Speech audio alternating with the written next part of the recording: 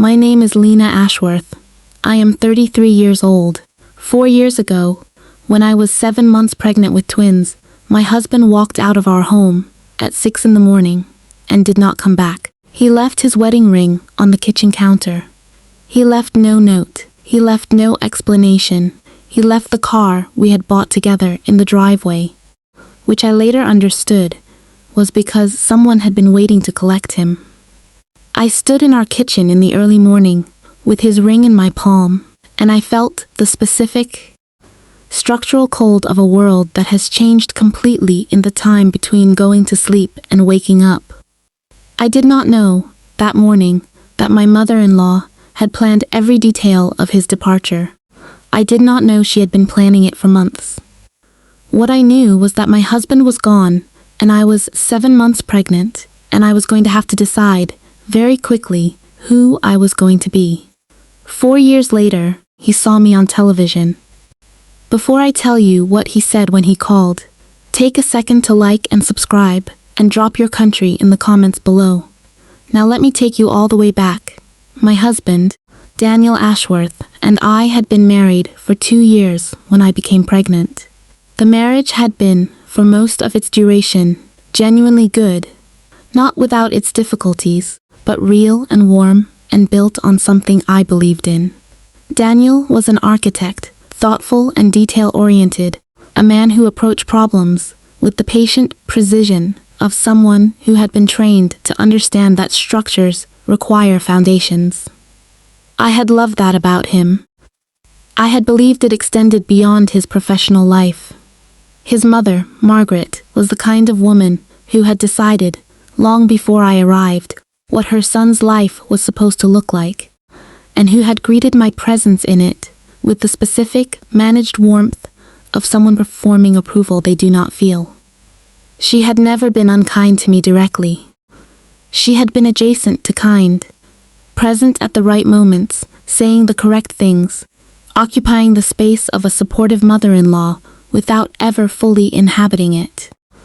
I had noticed the gap between the performance and the substance, and had filed it under not my business, which was the category I used for things I could not change, and had decided not to let damage what I was building.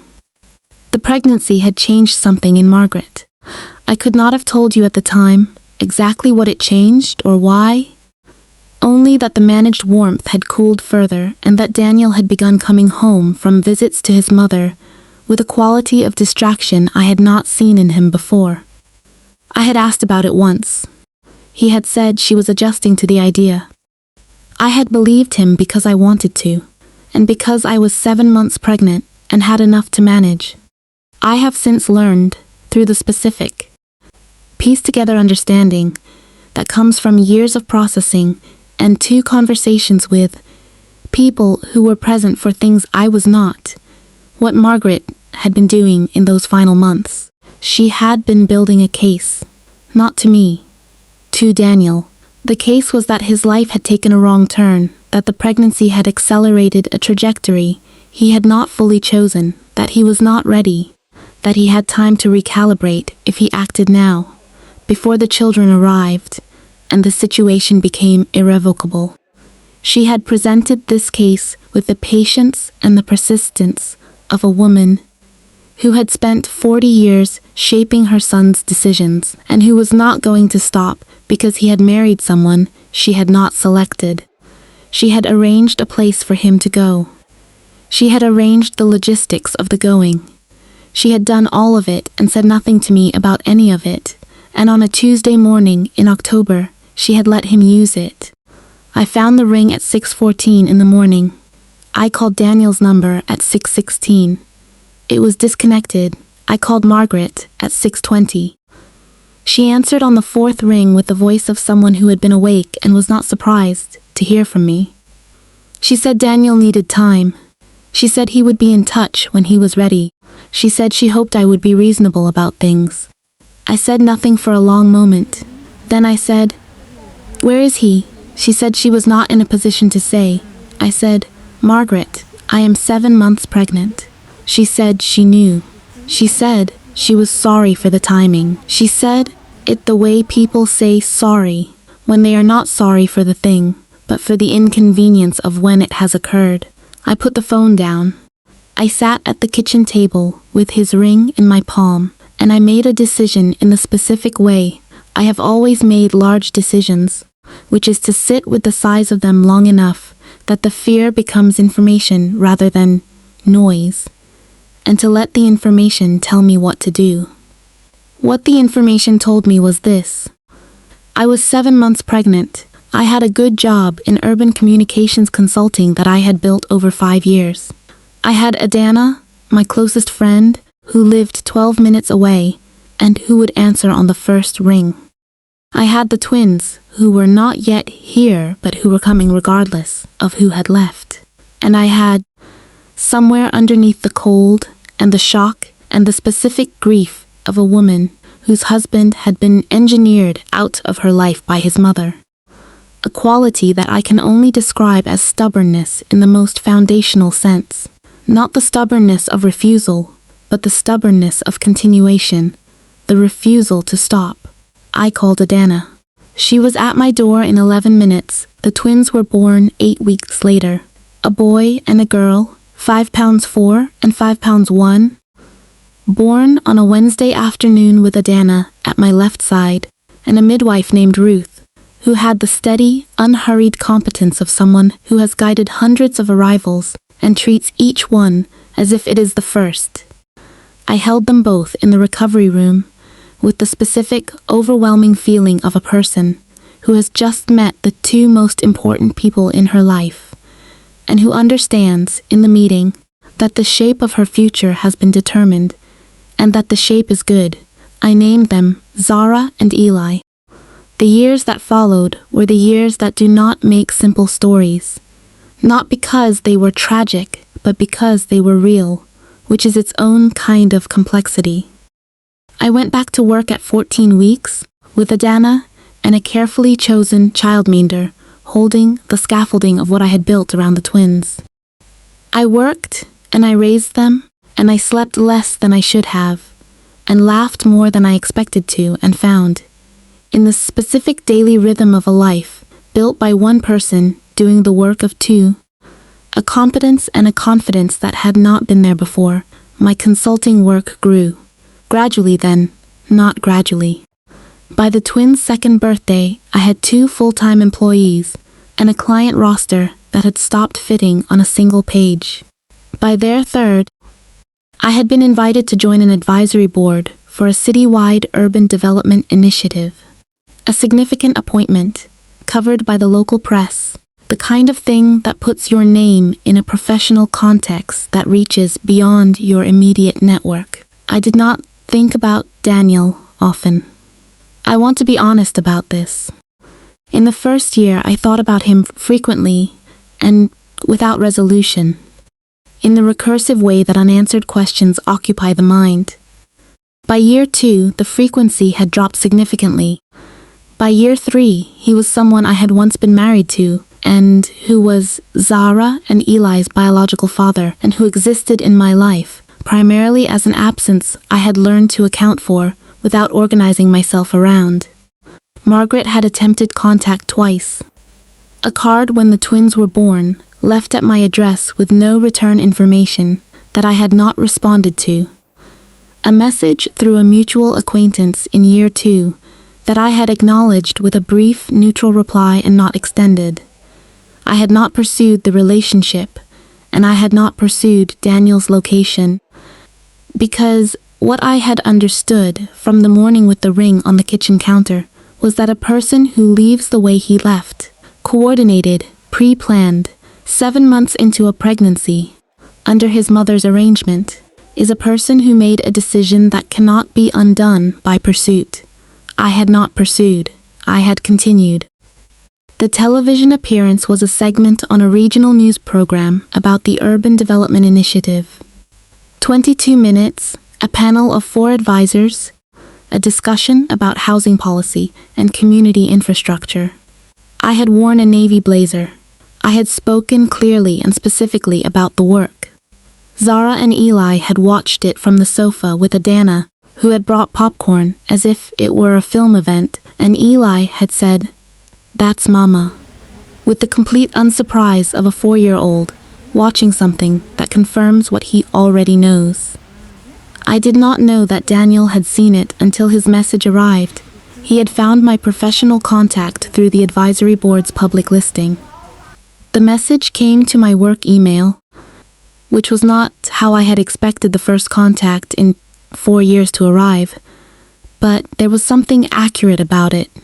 He had reached me through the work, which was the part of me that had continued most visibly. The message was short. He said he had seen the program.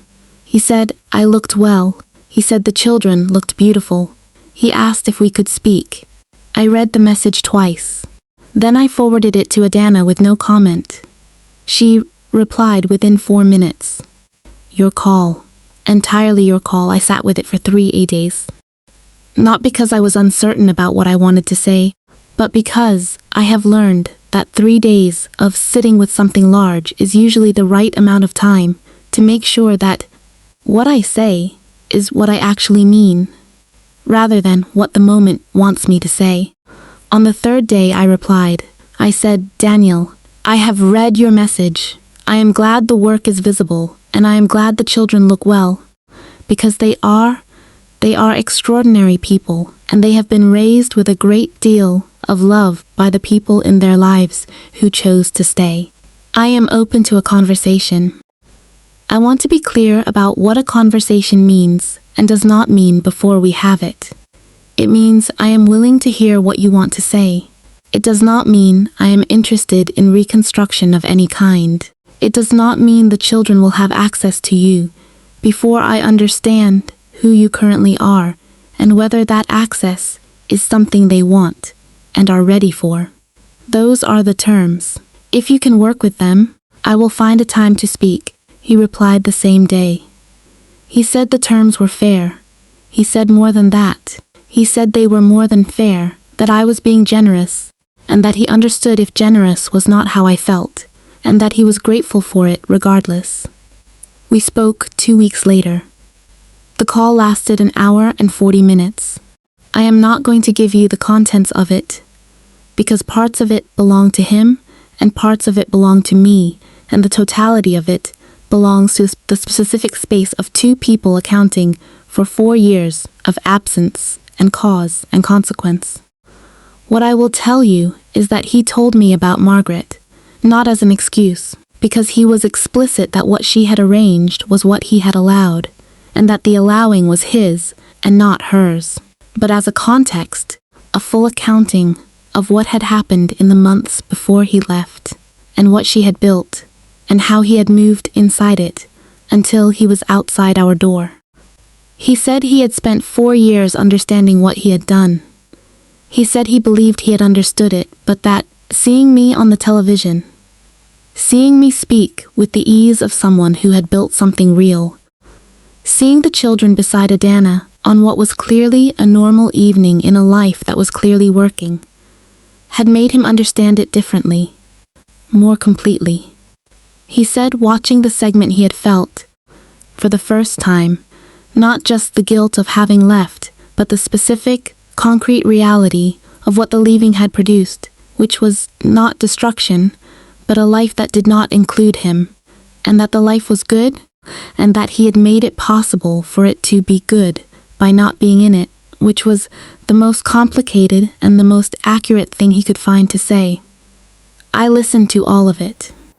Then I said what I had decided to say in the 3 days before the call, which was this. The twins are going to be 5 in February.